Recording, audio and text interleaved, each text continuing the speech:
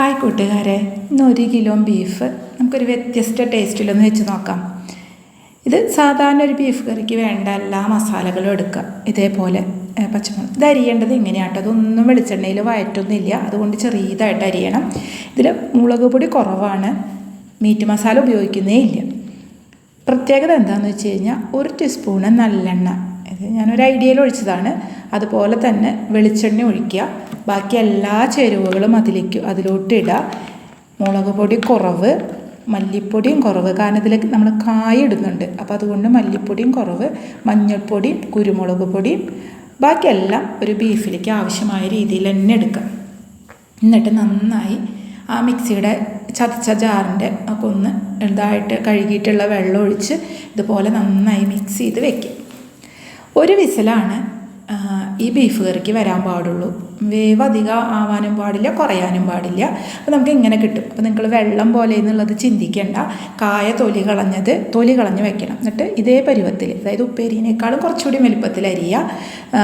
ഈ നാളികേരക്കൊത്തും അതിലേക്ക് ഇടുക. ഇട്ടതിന് ശേഷം ഇത് സിമ്മിലിട്ടാണ് വേവിച്ചിട്ടുണ്ട്. പിന്നെ കുക്കറിൻ്റെ വിസിൽ നമ്മൾ ഉപയോഗിക്കരുത്. സിമ്മിലിട്ടിട്ട് നിങ്ങളുടെ പാകത്തിന് ബീഫിൻ്റെ വേവ് നോക്കണം കേട്ടോ. എന്നിട്ട് ഇതിലുപോലെ സിമ്മിൽ വെച്ച് നന്നായി വേവിച്ചെടുക്കുക.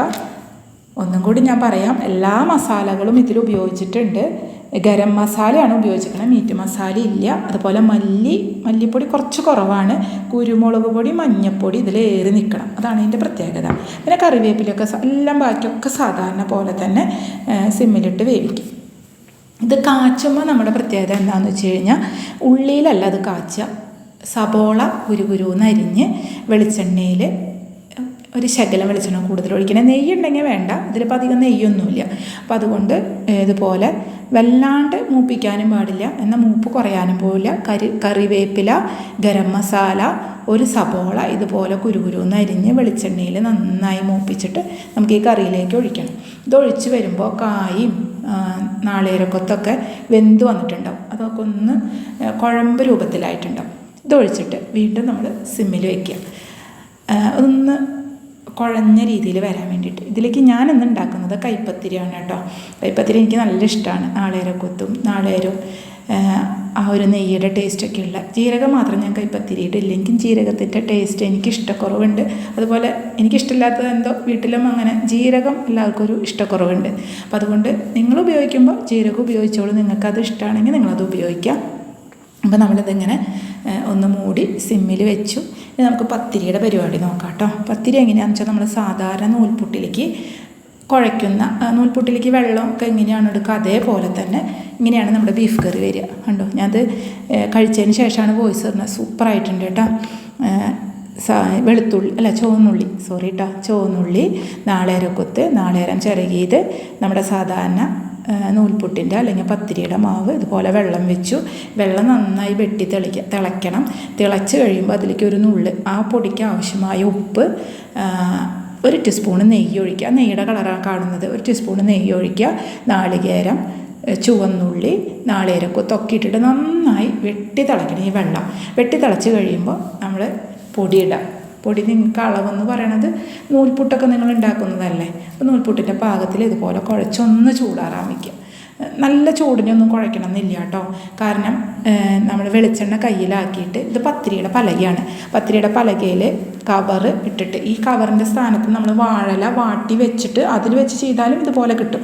പിന്നെ നമ്മൾ ഷേപ്പിനൊന്നും വേറെ ഒന്നും ചെയ്യുന്നില്ല. നമ്മുടെ കൈ കൊണ്ട് നന്നായി കുഴച്ച് പരത്തി ഒരു ഷേപ്പ്.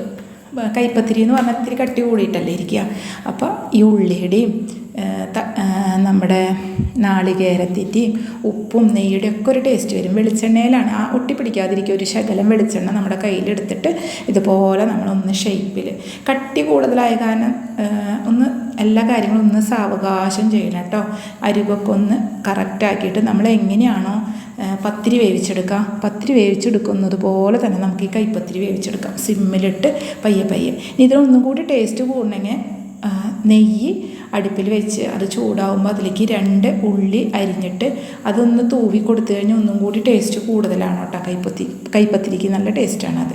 ഇത് ഒട്ടി പിടിക്കാതിരിക്കാൻ വേണ്ടി ഒരു വാഴല വെച്ച് ആ വാഴല തുടച്ച് അല്ലെങ്കിൽ കഴുകിയിട്ടോ വാട്ടിയിട്ട് ഇങ്ങനെ വാഴല വെച്ചിട്ട് അതിലേക്ക് ഇട്ട് കഴിഞ്ഞ് ഒട്ടി പിടിക്കില്ല. കണ്ടോ ബീഫ് കറി ഇങ്ങനെ. ഞാനിത് കഴിച്ചിട്ടാണ് വോയിസ് ഇടുന്നത്, അപ്പോൾ അതുകൊണ്ട് കറി സൂപ്പറാണ്, നല്ല ടേസ്റ്റ് ഉണ്ട്. പിന്നെ എനിക്ക് ഏത് പത്തിരി കഴിക്കുമ്പോഴും ഞാൻ നല്ല കട്ടിയുള്ള നാളികേരപ്പാൽ എടുക്കും, എന്നിട്ട് അതിലൊന്ന് മുക്കിയിട്ടാണ് ഞാൻ കഴിക്കുക. ഇതെനിക്ക് പഞ്ചസാര ഇട്ട് ഈ പത്തിരി തിന്നാൻ നല്ല ഇഷ്ടമാണ് കേട്ടോ.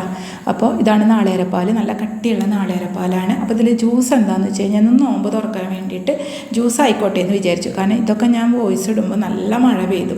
നമ്മുടെ വീടിൻ്റെ ഫ്രണ്ടിൽ ഒരു മാവുണ്ട്. എല്ലാവരും ഞങ്ങളുടെ വീട് മേടിച്ച സമയത്ത് അത് വെട്ടിക്കളയാൻ പറഞ്ഞു, ഞാനത് വെട്ടിക്കളഞ്ഞില്ല.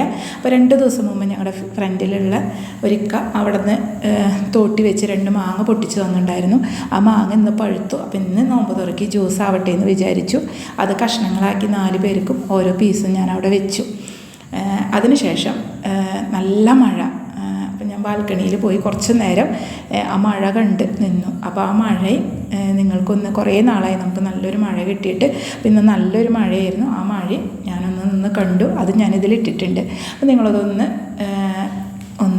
ഇടയ്ക്ക് ഒഴിവ് കിട്ടുമ്പോൾ ഒന്ന് വെച്ച് നോക്കിയിട്ട് നിങ്ങൾക്ക് ടേസ്റ്റ് തോന്നിയാലും ടേസ്റ്റ് തോന്നിയില്ലെങ്കിലും ഒക്കെ കമൻറ്റ് ഇടും കേട്ടോ. അപ്പോൾ കണ്ടതിന് കേട്ടതിനും ഒരുപാട് നന്ദി. Thank you.